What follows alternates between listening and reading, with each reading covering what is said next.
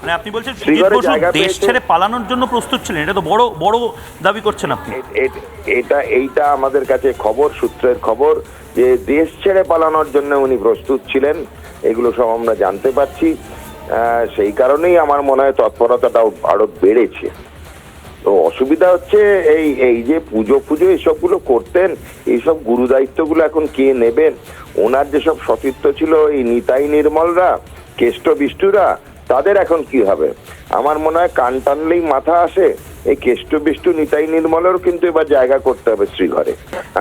সবচেয়ে বড় কথা হলো পুরো নিয়োগ দুর্নীতির কেসটা কি আমি দেখছিলাম ফাইলটা, তার মধ্যে মানে যে অ্যাম্বুলেন্স ড্রাইভার 7,000 10,000 টাকা মাইনে পাবে, যে মানে সাফাই কর্মী যে ঝাড়ু দেওয়ার কাজ করবে, তাদের থেকে 1 লাখ 1.5 লাখ টাকা করে কালেক্ট করা হয়েছিল, এবং সেটা কাঁচা টাকাটা নিজের তুলতেন না নিজের ঘরে, তিনি বিভিন্ন জায়গায় ফ্ল্যাট নিতেন উপহার হিসেবে।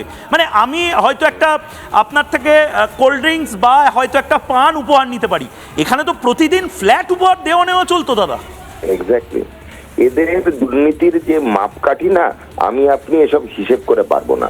আমি এই নিয়োগ দুর্নীতিতে বলে দিই, এই নিয়োগ দুর্নীতি খালি সরকারি নিয়োগে নয়, বেসরকারি নিয়োগেও আছে।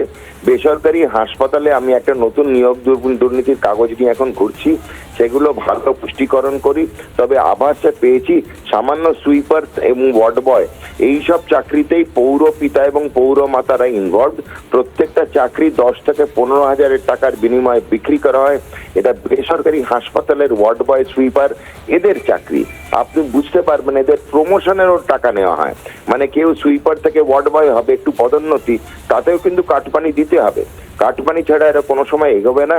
এটা একজন বিশিষ্ট পৌর মাতা, সল্টলেক নিবাসী, সেগুলো করছে। আভাস দিলাম, আমরা আগে আমাদের যেসব ইনভেস্টিগেটিং এজেন্সি আছে তাদের হাতে কাগজগুলো তুলে দিই, তারপরে আপনি আরো বড় পর্দা ফাঁস হবে, এটুকু বলে দিলাম। একটা একটা করে ধরা হবে, একটা একটা করে কিন্তু আপনাদের স্তম্ভগুলো পড়বে। বেশ, অনেক ধন্যবাদ শারদ।